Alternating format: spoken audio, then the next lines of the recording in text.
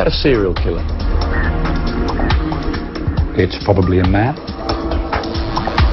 Most likely a loner living in a private fantasy world.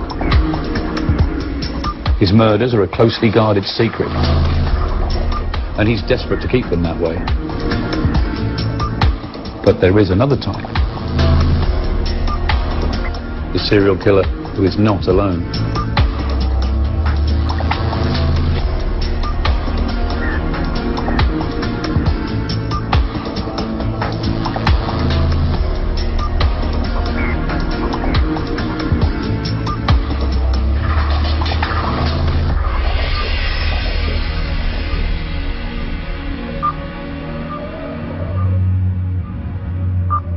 My name's Mark Billingham, and I'm a crime writer.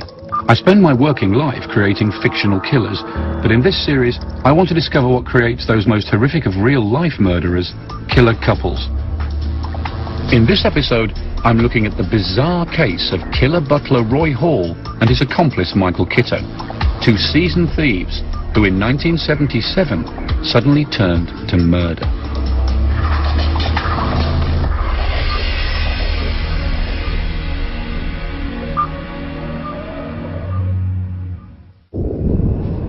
The case of Roy Hall and Michael Kitto is almost certainly the most incredible crime story you've never heard of. In one 6-month spree in 1977, 5 people were murdered, variously bludgeoned, suffocated, drowned, or shot to death, with the victims ranging from a paedophile burglar to a millionaire former MP. And yet, the story's been largely forgotten. I was setting off on a journey to learn more about this killing spree. A spree which began with the perfect plan to rob the moneyed classes and ended with the murder of 3 criminal accomplices and 2 wealthy socialites. It was to be a story more reminiscent of comedy than tragedy, with fake butler Roy Hall and accomplice Michael Kitto dashing across Britain with a succession of bodies in the boot of their car. And this tragic farce was only halted when a hotel owner thought Kitto and Hall might run off without paying their bill. I thought, no, there's something that's not true about you here. I mean, it wasn't a manner because they were very mannerable, very well spoken, loved beautiful clothes on, beautiful clothes. So when they went into the room, I phoned the police. When the police noticed a dodgy tax disc, Kitto and Hall were taken in and a body discovered in the boot of their car. It was the next morning when the CID came back. I had said to him, I said, how's it going, how's the inquiry going? He said, well, we found 5 at the moment. I said, 5 what? He says, 5 bodies. I thought, well, here we go.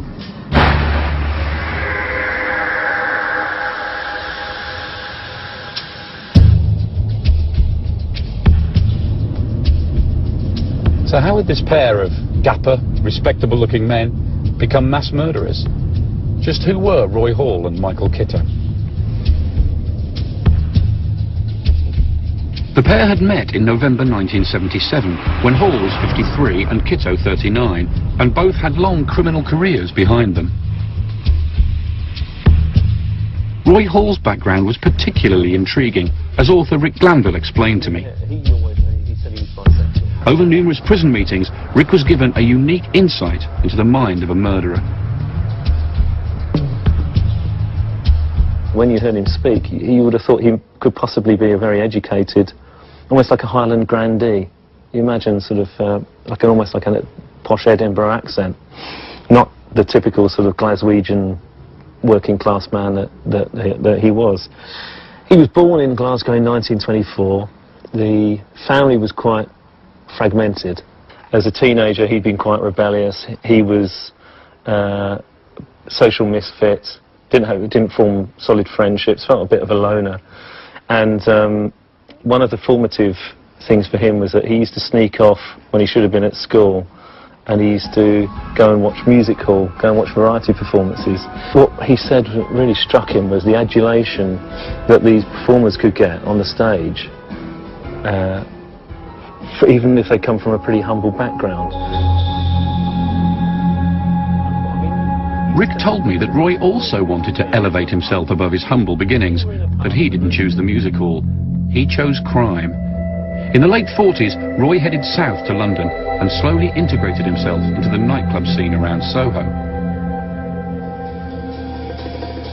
If you think about Soho at that time, it's basically run by different gangs like the Richardsons and the Crays. And he would have flitted in and out of all of this stuff. He would have loved the fact that he was sort of part of that. But I think he wouldn't have been competent or reliable enough to be trusted with some of the big jobs or anything, you know. Roy's future, though, was not as a feared gangster. Instead, he used his love of performing to try and blend into the background, becoming a jewel thief and con man.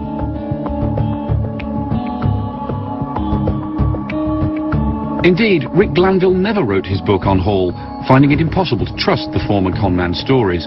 But Hall did eventually write an autobiography in which he boasted of his life of crime. He claimed he was both the greatest jewel thief in Britain and a perfect gentleman. The stories Hall tells in his book are incredible. Daring raids, elaborate cons and graphic sexual descriptions. And a picture emerges of a man who didn't really care about people at all, who just used them for money or for sex, and who fancied himself as something of a master criminal.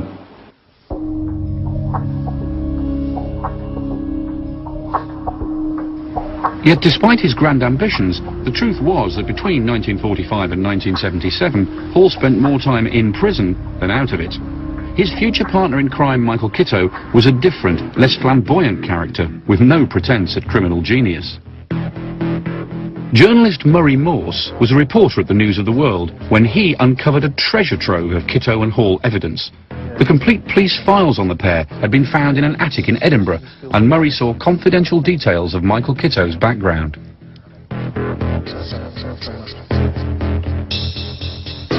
He moved from pillar to post. He'd had a broken childhood, brought up in care. He drifted into the armed services, but got dishonourably discharged after he carried out a robbery. He then moved around the country, really,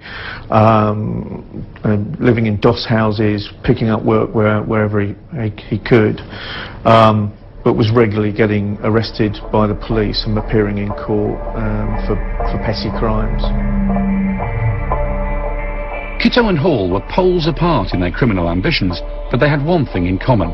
Both men were gay, and, not unusually for the time, had failed marriages behind them. Well, among the witness statements in the file that I uncovered, there's plenty of evidence to show that certainly Kitto was gay. He was twice married, had a daughter by one of those relationships, but both his marriages ended in divorce after his wives found out that he was homosexual. Kitto and Hall would eventually end up lovers, as well as partners in crime, but they wouldn't meet until November 1977. By that time, Roy Hall had already committed one murder alone. It was a murder that had its roots in a con devised by Hall more than a decade earlier. As Roy moved in and out of prison in the 50s and 60s, like Pentonville here behind me, he hatched a new plan, and one that would ultimately have fatal consequences. He decided to become a butler.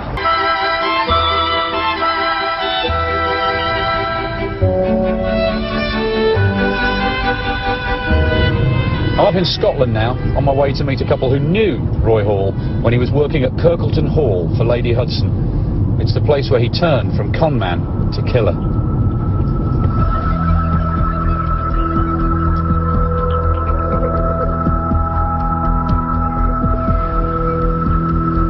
Just down the road from Kirkleton Hall live Betty and Donald Finnan. They also worked for Lady Hudson in the 1970s.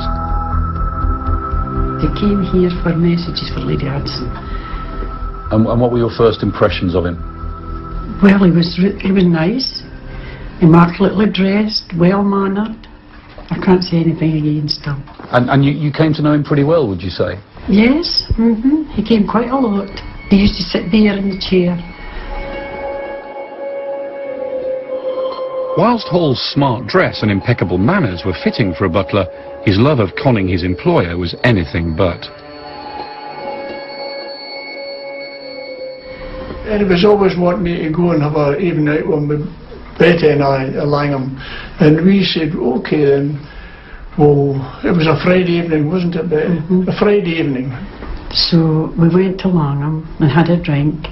And I says, I can't understand how you're out at 7 o'clock, Roy, because dinner is always at 8:15. He says, yes, it is. I says, it's always 8:15, the dinner's on the table. He says, I put the clocks on an hour forward. So he was pulling the wool over Lady Hudson's eyes. Well, he was pulling the wool over everybody's eyes. That's true, he was. Do you think you ever knew the real Roy Hall? Knew the real Roy Hall? No, definitely not. No. We only saw the good side of him. That's right. But the dark side of Roy Hall was about to come to the surface in the summer of 1977 with the appearance of a former lover from prison, David Wright. Hall intended the 32-year-old Wright to be his accomplice in the robbing of Lady Hudson. But after Hall secured Wright a job at Kirkleton Hall as gamekeeper, the plan would go fatally wrong.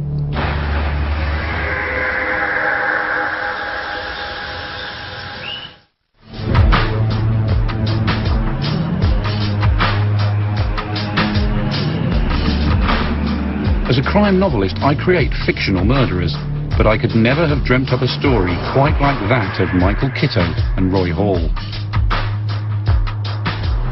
The pair only met in the late 70s, when Hall was 54 and Kitto 39. Before then, Kitto had flitted between casual work and minor crime. Hall, though, had had a rather more colourful life as a jewel thief, a con man and a butler. And it was as a butler that Roy Hall would first kill, alone.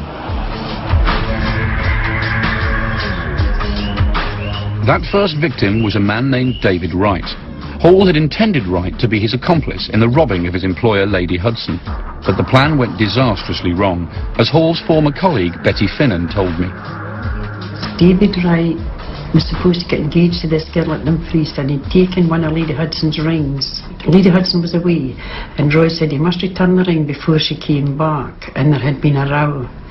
And David Wright had tried to shoot Roy, and the bullet went through the headboard. It seems at this point Hall decided to kill Wright, but not immediately, as he explained to would-be biographer Rick Glanville. It was with real glee that he was telling me about how he had sex with Wright before he killed him. He said, I'll tell you how I killed Wright. We'd agreed what we would steal. He took too much. I plied him with drink until he was rolling drunk. Then I took him upstairs and fucked him. Hall's stories are notoriously unreliable, but what happened next is undisputed. The following day, the two apparently reconciled men went hunting. The following morning, they had a pre-arranged date to go rabbit shooting, and he very coolly and calculatedly got the guns, made sure that Wright's was empty, and then quite almost like someone out of Goodfellas, when Wright said, isn't it a lovely day, he said something almost sort of very theatrical like, yeah, lovely day, but this is the last day you'll see, and then he shot him.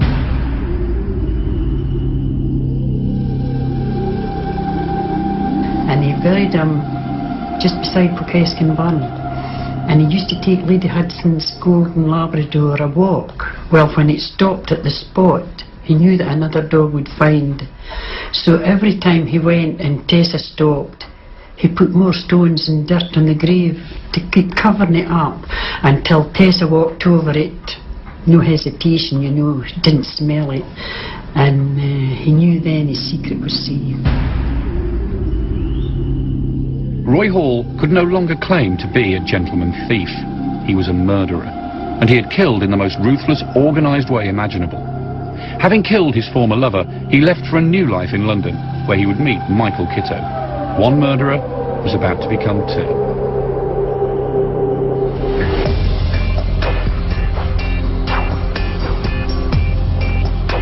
In October 1977, Hall found himself a post butlering for the unfortunate Walter and Dorothy Scott Elliott. He was an 82-year-old former MP, and she a wealthy Anglo-Indian woman 20 years his junior. And for the would-be thief, the location was a dream. Knightsbridge, West London.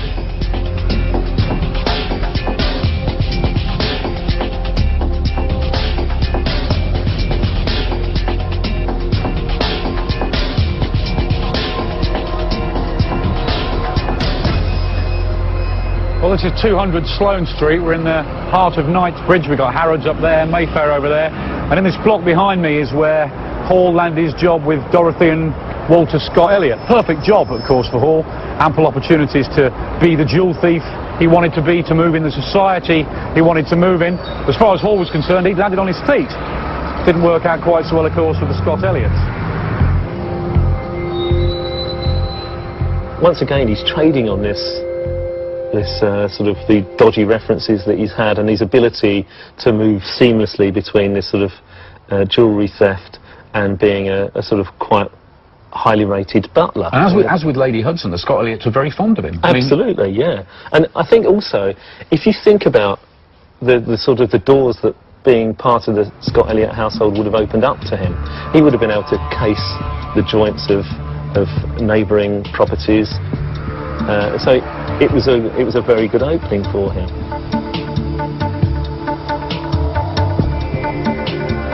But it was an opening that Hall was about to blow in quite spectacular style, and he would not do it alone.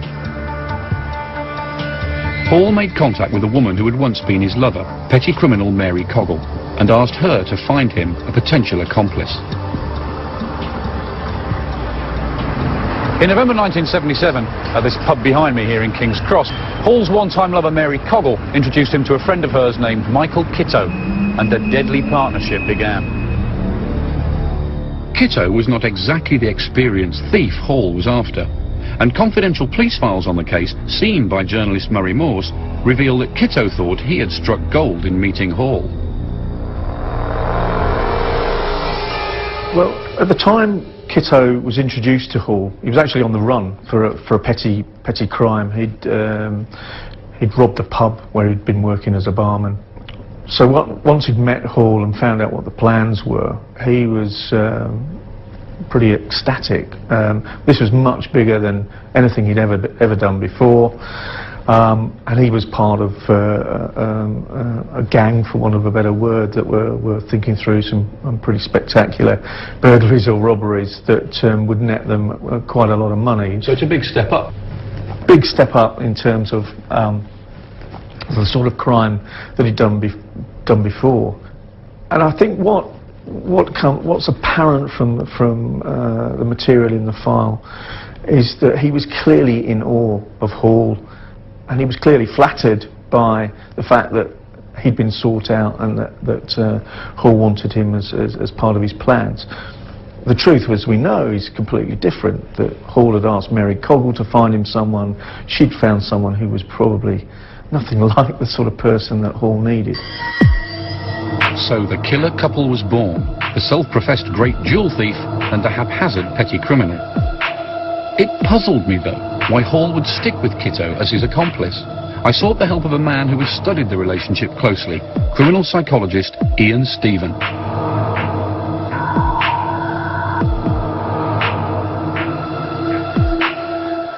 On the face of it, they were an incredibly strange couple. I mean, on the one hand, you've got Roy Hall, who is flamboyant, larger than life, whereas Kitto's very much a kind of run-of-the-mill petty criminal. I think it's a strange relationship, but I think Hall himself was a petty criminal originally, and then he, after his period down in London and the prisons down there, became a bit more sophisticated and developed the butler, the flamboyant artiste way of doing the crime. So I think this was the alternate, this was his alter ego in a sense. After preliminary burglaries of the neighbours, Kitto and Hall set about planning the big one, the robbery of Dorothy and Walter Scott Elliott. They hatched this idea that they would do, if you like, a Lady Hudson. They'll gradually steal bits and pieces from this quite sadly doddery elderly couple. So how does it move from this quite clever plan of gradually robbing this old couple to murdering them? Well, the plan falls apart because Lady Scott Elliott stumbles in when they're either sort of looking at what they can steal, or they're actually in the process of stealing some of the stuff. And Kitto is there. Now, Kitto doesn't have any right to be there, and they shouldn't be in private parts of the building. So they decide instantly Lady Scott Elliott has to be dispensed with.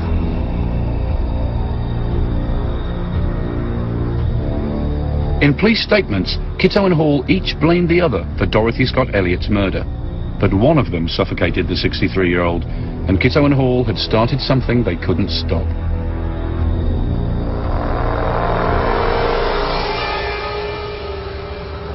This is not a sort of, if you like, a bit of a wastrel like Wright was, you know, a petty criminal himself. We're now talking about a London socialite, someone on the social scene there, whose disappearance will be noticed.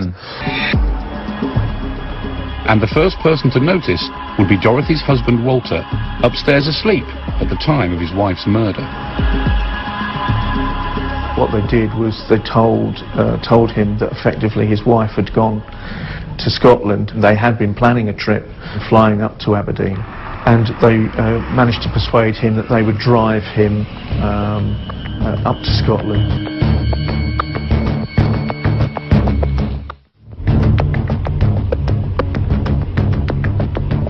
Kitto and Hall's plan was quite simply insane. They drugged the already frail Walter Scott Elliott and dressed Mary Coggle in his wife's clothes. They then made a 3-day journey to the north of Scotland, stopping at pubs and hotels along the way.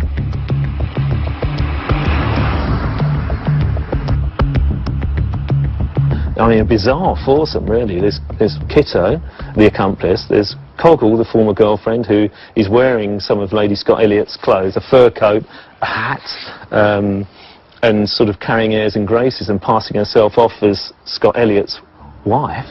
How they thought that could be inconspicuous, you know, around the Britain of the 1970s. They're actually making up as they go along.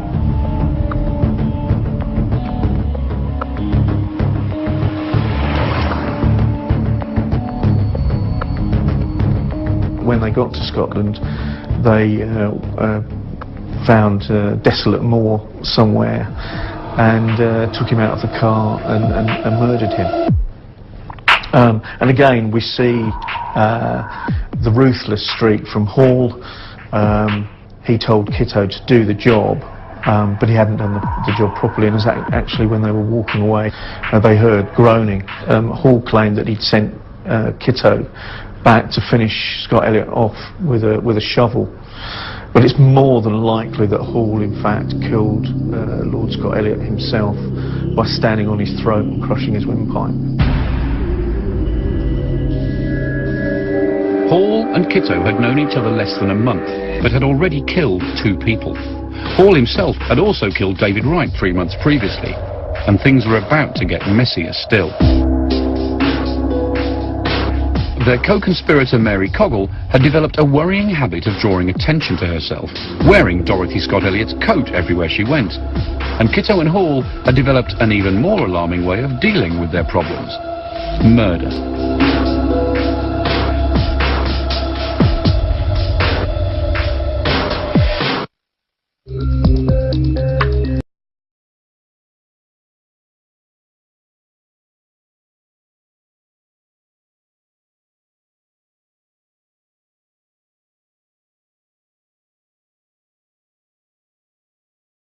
Planned to rob his employers, Walter and Dorothy Scott Elliott, with accomplice Michael Kitto. But the pair were discovered and ended up killing both the Scott Elliots in December 1977. They had only known each other a month, but the dynamic of the relationship was set from the start, with Hall in charge and Kitto the junior partner. Kitto, in a sense, was dependent on Hall. But Hall, to some extent, liked to have an assistant or somebody to do things with. I think every crime he had in the 70s, he seemed to have an accomplice. So I think there was a sort of partner, but a subservient partner who perhaps admired the way he worked. So there's an element of showing off, an element Probably of a bit of showing off, because he liked to be a con man, he liked to be the Mr. Smooth, Mr. Do-It, but although the problem was when he actually started offending, he was a bit chaotic. In a bid to escape the chaos, the pair, along with their co-conspirator Mary Coggle, headed to the quiet village of Newton Arlosh in Cumbria. They rented a cottage, and Kitto and Hall, though not Coggle, became regulars at the local pub.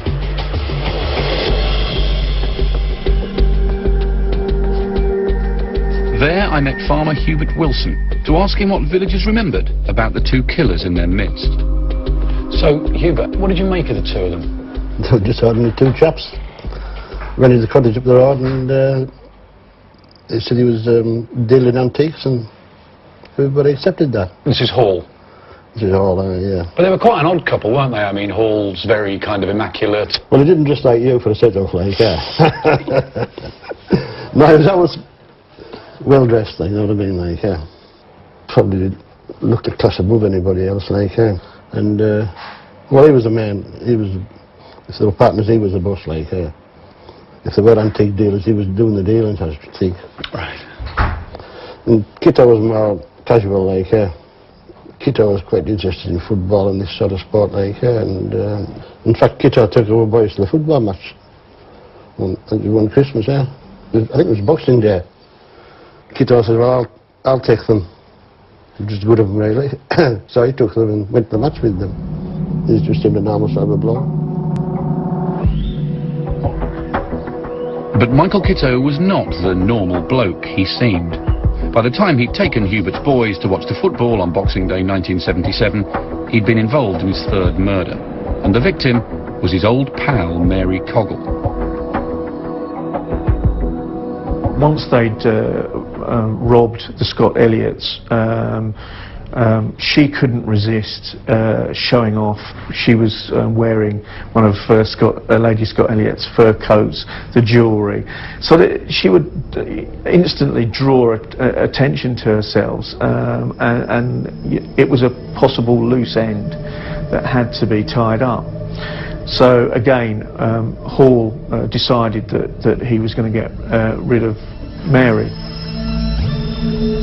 Hall's statement to police suggested she had fallen off a small bridge during a fight and cracked her skull, yet forensic reports told a different story.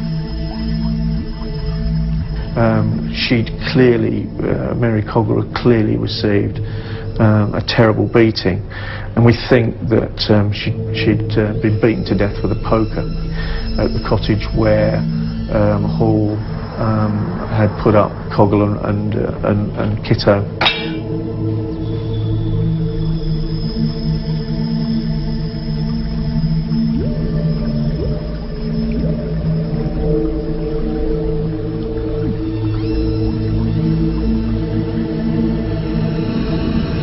This is the bridge from which Kitto and Hall threw Mary Coggle's body after they'd killed her.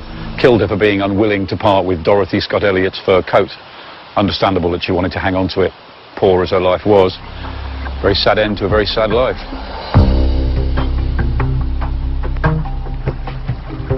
Mary Coggle's killing would not be the last. The new year of 1978 brought another murder, the most inexplicable of them all.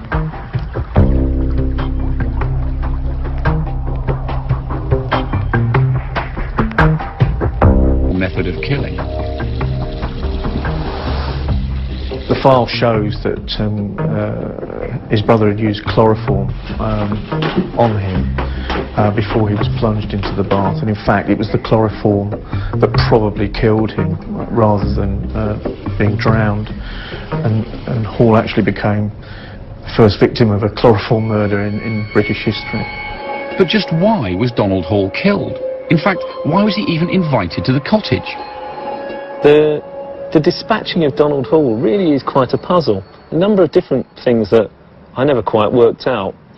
One is that they knew that he was coming out of prison. When they were sort of up and down the country, it would have been very difficult to keep in touch.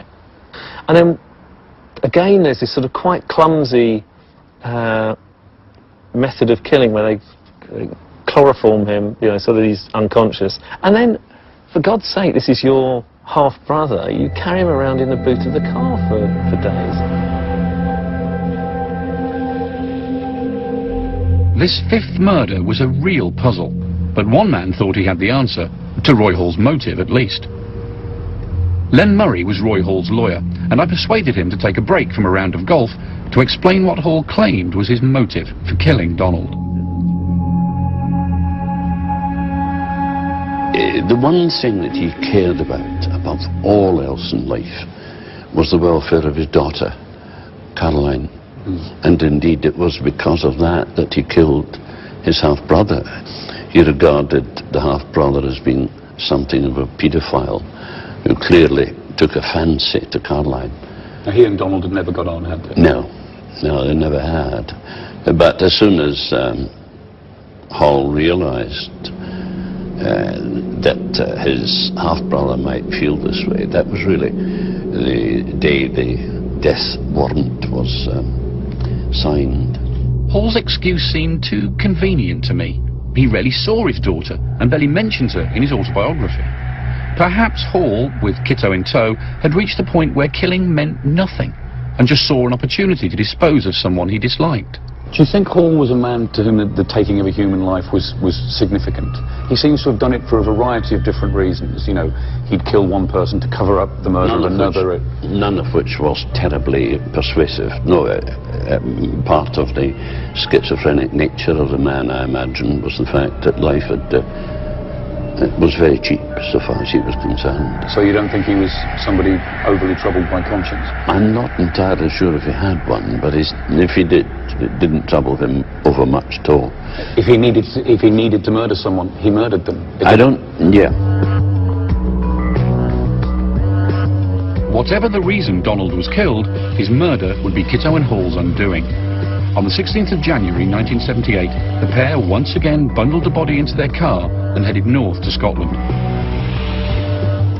That evening, they pulled into the small seaside town of North Berwick and booked a room at the Blenheim House Hotel. There, I met the hotel's former owner, Norman Wright, the man responsible for ending Kitto and Hall's killing spree.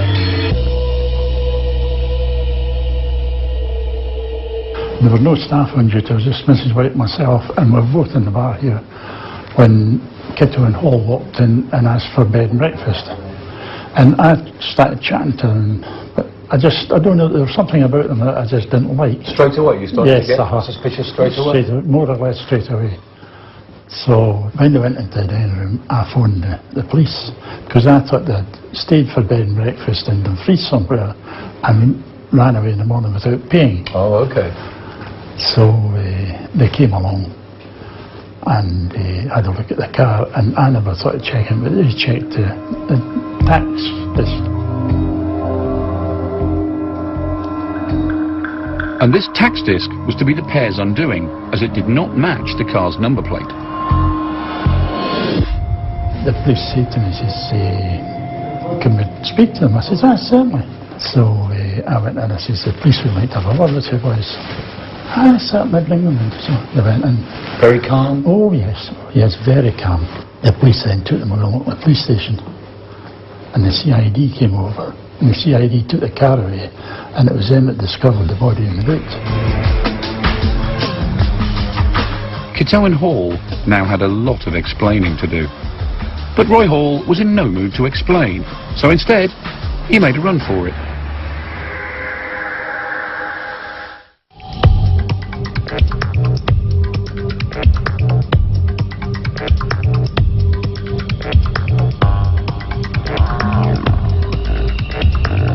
So far, I've heard how Hall murdered his previous accomplice, David Wright, in September 1977. 2 months later, Hall teamed up with petty criminal Michael Kitto to rob Hall's employers, Walter and Dorothy Scott Elliott. But the pair were caught in the act and ended up murdering both the Scott Elliots, followed by co-conspirator Mary Coggle, and finally, Hall's half-brother Donald. By January 16th, 1978, Kitto and Hall were heading up the east coast of Scotland with Donald's body in their boot. That was until a suspicious hotelier thought they might do a runner. He called the police, who noticed a dodgy tax disc, and took the pair in for questioning. Mike Webster was one of those police officers. They were quite Cool and calm. Quito very quiet, but Hall was doing all the talking. He was obviously the leader, and he was very, very good. I mean, he just, any questions you asked him, he could answer them right off. So when did the situation escalate from something, you know, from an irregularity to do with the vehicle to something a bit more serious? It would be when Hall, who had been going to the toilet regularly, decided that he wasn't coming back this time, and I found that he had gone out the toilet window in the station.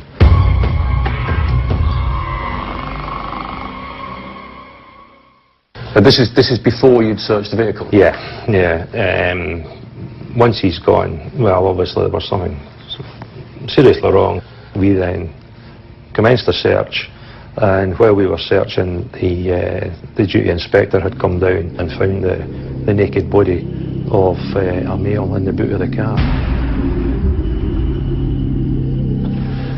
You've got no idea at this point who the body is, no, where it's come from? Not a clue, not a clue. It's just a male body lying in the boot of the car. But you've got a suspected murderer on the loose? Yeah, so he was quite distinctive. As I recall, he was wearing a blazer with I think an open neck shirt on, but he did have a red and white spotted hanky in his top pocket. So later on that night, he was captured at Walliford in a road check. It was to be Roy Hall's last brief taste of freedom. After his recapture, Kitto started to spill the beans, and Hall quickly followed suit. And then when I came in on the back shift the following day, we discovered that, you know, they've now got all these guys, all these bodies lying about. It just beggars belief, really, that all that came to attach this. Hall and Kitto had been caught, and their killing spree was over. Within 24 hours, the pair were talking, and the tale they told was unbelievable. It began with the murder of Hall's former accomplice David Wright, killed by Hall alone. It continued with the murder of wealthy former MP Walter Scott Elliott and his wife Dorothy. And it ended with the killing of petty criminals Mary Coggle and Roy Hall's half-brother Donald. And if the pair hadn't aroused the suspicions of hotel owner Norman Wright, it's likely there would have been a sixth victim. Hall was planning to kill his partner in crime Michael Kitto the night he was arrested at Blenheim House Hotel. The police reckon that he was going to be done that night, and here, because the gun was still in the car when it was lying in the car park. And the police said to me, he says, "I think you've saved us from number 6. If I was Kitto, I'd have been looking at the methodology, and I'd have been looking at who the victims were, and I'd have been thinking, well, if he's covering his tracks, you know, he's killed his brother, I've got to be next. It would happen like that, and once the decision was made, it was only a matter of time before I had to go as well.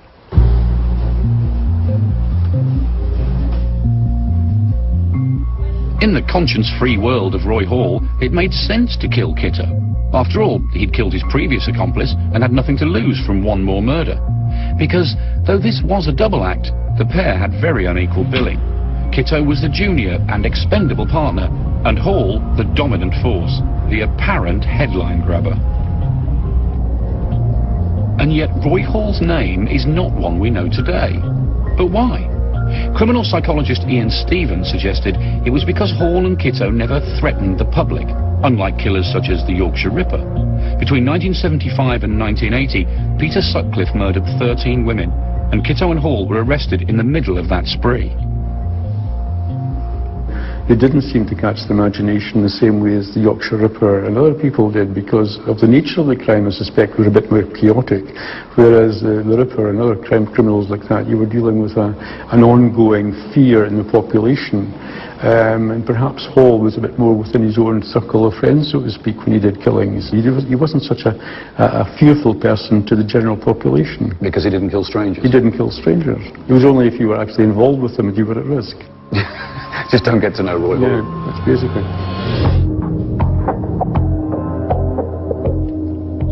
Perhaps another reason the pair was somehow less shocking was down to Hall's conman charm. His lawyer Len Murray explained that Hall's arrest for murder did nothing to affect his butler persona.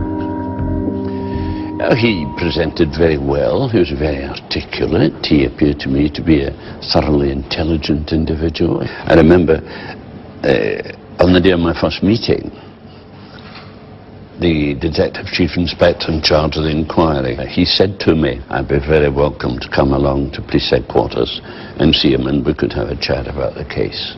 And I said, yeah, I'll bring Roy along and he can serve the tea for us. And Roy drew himself up, you know, and there he was. You could visualize the butler. And he said, that would be a pleasure, sir. And, you know, I visualized him in his butler's gear at that moment. Roy Hall was a performer, and a good one. But he was as adept at fooling himself as everyone else, not least in blaming Kitto for the murders that followed his own botched plan. Hall regarded Kitto as being the worst thing that ever happened to him in his life. Why is that? He blamed Kitto for the difficulty in which he found himself. My personal view is that Kitto would probably have been Hall's next victim. So it's probably just as well that they were caught. Why at the time they were caught. Why did he blame Kitto? No, he blamed Kitto for setting him off again on a career of crime. Why Hall should blame Kitto is one of the great mysteries so far as I'm concerned, because Kitto, for example, had nothing at all to do with the murder of David Wright down in Dumfriesshire. That murder had taken place 2 months before he had met Kitto, but Hall wasn't one to let facts get in the way of a good story. When the case came to court in Edinburgh, though, Hall was for once reticent, allowing Kitto to emerge from the shadows. Oddly enough, they appeared before, I think it was Lord Wiley in the High Court in Edinburgh, on Michael Kitto's 40th birthday. Right. Kitto and Hall were both sentenced to life imprisonment. Hall had absolutely nothing to say, and as they were going into custody again, Kitto turned to the press bench beside him and said, "Ah, well, life begins at 40.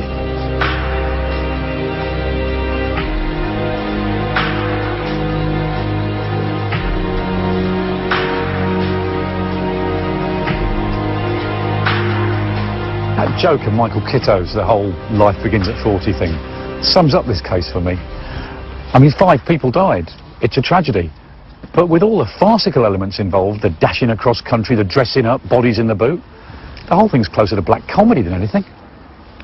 There is this vein of dark comedy running through this Absolutely. story. It's really bizarre.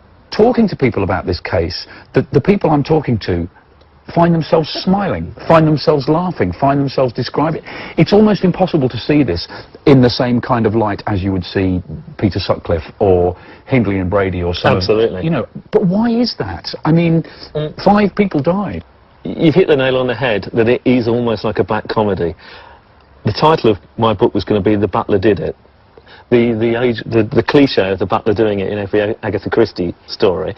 A butler could be in the most powerful position in any particular household. They know where everything is, they know the comings and goings, and it makes his incompetence, if you like, about being discovered or not executing his plans properly even more, I would have thought, alarming for him. He's like Dick Dastardly. It's like, oh, veteran, you know, I would have gotten away with it.